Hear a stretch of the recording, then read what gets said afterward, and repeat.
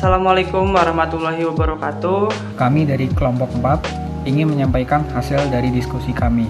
Sebelumnya, perkenalkan diri kami dulu. Perkenalkan, nama saya Itakila. Perkenalkan, nama saya Riki Febriana. Perkenalkan, nama saya Biga Rizky Sunaria. Perkenalkan, nama saya Winda Novita Ramadan. Perkenalkan, nama saya Sabila Nurhanisa. Latar belakang terjadinya bioetika terhadap manusia itu didasari dari perkembangan iptek pada bidang kedokteran, di mana pada bidang kedokteran ini memanfaatkan penelitian sebagai sumber utamanya. Salah satunya yaitu adalah biomedik yang menggunakan manusia sebagai objek utama penelitian. Pada kesempatan kali ini, kita akan membahas salah satu program biomedik, yaitu program bayi tabung. Program bayi tabung itu adalah salah satu program yang sangat efektif untuk para pasangan yang sulit mengalami pembuahan atau infertilitas. Secara medis, program bayi tabung itu disebut dengan in vitro fertilization atau IVF, di mana program bayi tabung ini adalah mempertemukan sel sperma dan sel ovum di luar tubuh, yaitu menggunakan tabung khusus yang ada di dalam laboratorium. Selanjutnya, sel sperma dan sel ovum itu akan mengalami pembuahan. Sel sperma dan sel ovum yang mengalami pembuahan itu disebut bakal janin. Bakal janin ini akan ditanamkan di dalam rahim untuk mengalami kehamilan.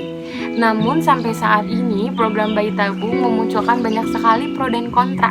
Di antaranya adalah sebagai berikut. Menurut saya sangat setuju adanya bayi tabung. Karena yang pertama, dapat membantu pasangan suami istri untuk meneruskan keturunan.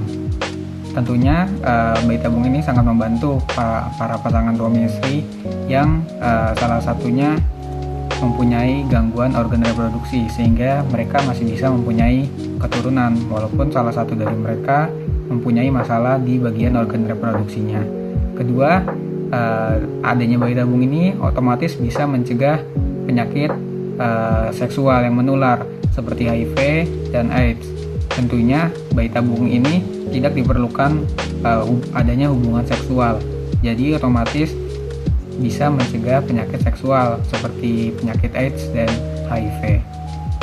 Pendapat saya kontra mengenai hal tersebut karena apabila sperma yang ditabung tersebut milik suami istri, tetapi cara mengeluarkannya tidak muhtaram, maka hukumnya haram. Mani muhtaram adalah mani yang keluar atau dikeluarkan dengan cara yang tidak dilarang oleh syara. Terkait mani yang dikeluarkan secara muhtaram, para ulama NU mengutip dasar hukum dari kitab Kifayatul Ahyar yang bunyinya, seandainya seorang lelaki berusaha mengeluarkan spermanya dengan beronani dengan tangan istrinya, maka hal tersebut diperbolehkan karena istri memang tempat atau wahana yang diperbolehkan untuk bersenang-senang. Menurut saya mengenai kasus bayi tabung ini sangat setuju, karena selain membantu pasangan suami istri mendapatkan keturunan, juga bisa mencegah penyakit genetik. Maksudnya itu, selama program bayi tabung ini, terdapat teknologi pemeriksaan embrio sebelum ditanam ke rahim. Pemeriksaan ini ditujukan untuk meminimalisir penyakit genetik pada anak. Jika ditemukan penyakit genetik, embrio dapat dieliminasi dan dipilih yang sehatnya saja.